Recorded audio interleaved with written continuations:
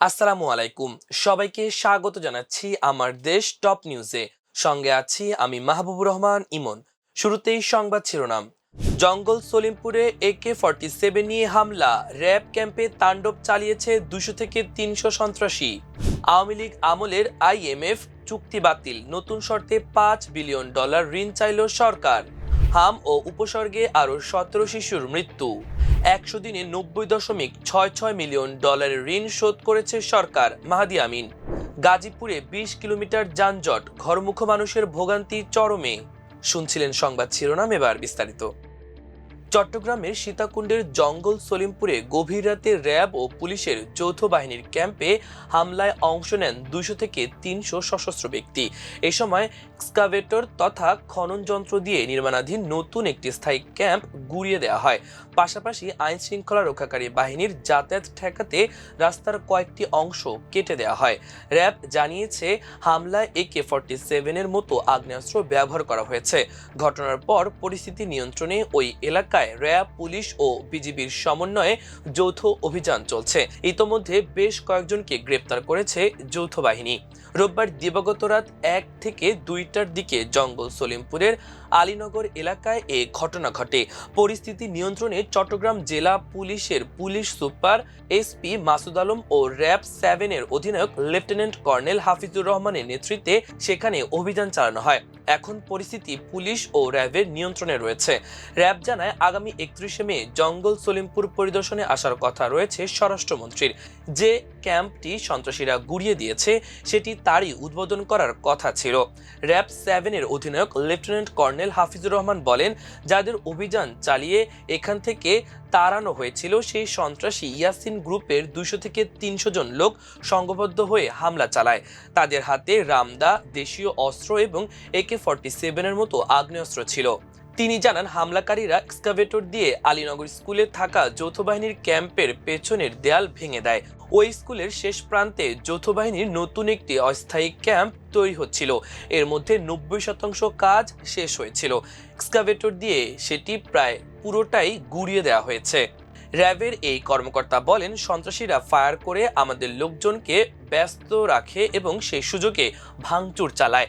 ক্যাম্পের পাশের পাহাড়ে থাকা নতুন কয়েকটি টিনের ঘরের ভেতর থেকে টিন ফুটো করে বন্দুকের নল বের করে তারা গুলি ছুড়েছে। আমাদের লোকজন মানবাধিকার সমুন্নত রেখে পাল্টা গুলি চালিয়েছে। এই ঘটনায় আমাদের কেউ হতাহত হয়নি। SP আরো বলেন, আমাদের ফোর্স শটগান, চাইনিজ রাইফেল ও গ্যাস গান ব্যবহার করেছে। পুলিশের পক্ষ থেকে মোট 104টি গুলি ছোড়া হয়েছে। শক্ত প্রতিরোধের কারণে সন্ত্রাসীরা ক্যাম্পের ভেতর ঢুকতে পারেনি। হামলার খবর পেয়ে রাতেই র্যাব, পুলিশ, সেনাবাহিনী ও বিজিবি ঘটনাস্থলের দিকে রওনা দেয়। র্যাব 7-এর অধিনায়ক বলেন, ভেতরে আসার সময় আমরা দেখি বিভিন্ন কালভার্টের সামনে বড় বড় গর্ত করে রাখা হয়েছে। হামলার ঘণ্টাখানেক আগে তারা খুব দ্রুততম সময়ে এই কাজ করেছে। বাধ্য হয়ে আমরা গাড়ি ছাড়াই ভেতরে প্রবেশ করি। আওয়ামী লীগ সরকারের সময় আন্তর্জাতিক মুদ্রা তহবিল IMF এর সঙ্গে স্বাক্ষরিত বিদ্যমান ঋণ চুক্তি থেকে সরে আসার আনুষ্ঠানিক সিদ্ধান্ত নিয়েছে সরকার। এর পরিবর্তে সংশোধিত শর্তে নতুন করে $5 বিলিয়ন ঋণ প্যাকেজ নিয়ে আলোচনা শুরু করতে যাচ্ছে ঢাকা। গত 21 মে অর্থ ও পরিকল্পনা মন্ত্রী আমির খুসরু মাহমুদ চৌধুরীর নেতৃত্বাধীন একটি বাংলাদেশি প্রতিনিধি দল এবং IMF এর ডেপুটি ম্যানেজিং ডিরেক্টর নাইজেল ক্লার্কের নেতৃত্বাধীন দলের মধ্যে অনুষ্ঠিত এক উচ্চ পর্যায়ের ভার্চুয়াল বৈঠকে এই বড় নীতিগত পরিবর্তনটি নিশ্চিত করা হয়। অর্থ মন্ত্রণালয় আজ এক সংবাদ বিজ্ঞপ্তিতে জানিয়েছে, এই ভার্চুয়াল সভায় বাংলাদেশের সামষ্টিক অর্থনৈতিক পরিস্থিতি, IMF এর চলমান কর্মসূচিগুলোর অগ্রগতি এবং ভবিষ্যৎ প্রাতিষ্ঠানিক সহযোগিতার বিষয়ে আলোচনা হয়েছে। হাম ও রোগটির উপসর্গ নিয়ে সোমবার সকাল 8টা পর্যন্ত এর আগের 24 ঘন্টায় আরও 17 জনের মৃত্যু হয়েছে। এর মধ্যে নিশ্চিত হামে 1 এবং সন্দেহজনক হাম নিয়ে মারা গেছে 16 শিশু। সোমবার স্বাস্থ্য অধিদপ্তরের সংবাদ বিজ্ঞপ্তিতে এসব তথ্য জানানো হয়েছে।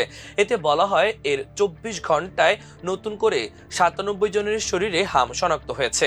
সন্দেহজনক হামের রোগী পাওয়া গেছে 1127 জন। গত 15 মার্চ থেকে এখনো পর্যন্ত হাম ও এর উপসর্গে দেশে 545 শিশুর মৃত্যু হয়েছে। এর মধ্যে নিশ্চিত হামে মারা গেছে 87 এবং সন্দেহজনক হামে 458 জন। এই সময় নিশ্চিতভাবে হামে আক্রান্ত রোগী 8719 জন এবং সন্দেহজনক হামের রোগী দাঁড়িয়েছে 64,940 জনে। স্বাস্থ্য অধিদপ্তর জানায় রোববার সকাল 8টা থেকে সোমবার সকাল 8টা পর্যন্ত সময়ে সন্দেহজনক হামের রোগী হিসেবে বিভিন্ন হাসপাতালে ভর্তি হয়েছে 1027 জন। এই 24 ঘন্টায় সুস্থ হয়ে বাড়ি ফিরেছে 1405 জন। এ নিয়ে 15 মার্চ থেকে এখন পর্যন্ত মোট 51,585 জন ভর্তি হয়েছে। এখন পর্যন্ত মোট 47,619 জন হাসপাতাল থেকে ছাড়পত্র পেয়েছে।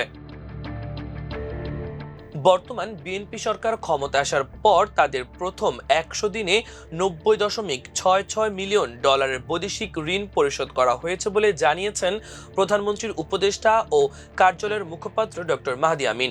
আজ সোমবার সকালের 100 দিন পূর্তি উপলক্ষে প্রধানমন্ত্রীর কার্যালয়ে অনুষ্ঠিত সংবাদ সম্মেলনে তিনি একথা বলেন। মাহদি আমিন বলেন, অগ্রাধিকার ভিত্তিক নির্বাচনী প্রতিশ্রুতি বাস্তবায়নে কাজ করে যাচ্ছে বর্তমান সরকার।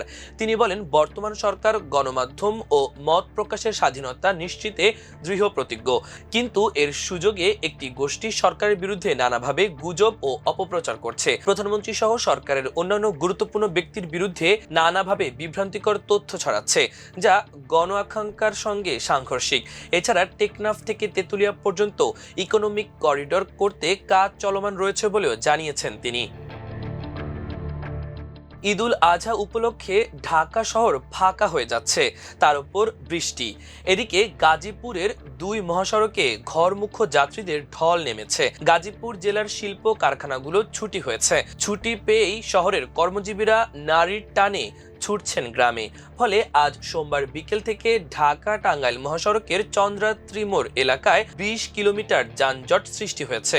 সকাল থেকে মহাসড়কে যাত্রীদের চাপ বাড়তে শুরু করে। এরই মধ্যে বৃষ্টি শুরু হওয়ায় ভোগান্তিতে পড়ে যাত্রীরা। দুপুরের পর কিছু কারখানা ছুটি শুরু হলে বিকেলে যাত্রীদের চাপ কয়েক গুণ বেড়ে যায়। বিশেষ করে ঢাকা টাঙ্গাইল মহাসড়কে কড্ডা হতে চন্দ্রা পর্যন্ত 100 কিলোমিটার ও চন্দ্রা নবীনগর মহাসড়কের কবিরপুর পর্যন্ত 10 কিলোমিটার যানজটের সৃষ্টি হয়েছে। গাজীপুর ছাড়াও সাভার, আশুলিয়া, নারায়ণগঞ্জ থেকে যাত্রীরা গাজীপুর হয়ে উত্তর ও দক্ষিণবঙ্গে ফিরছেন।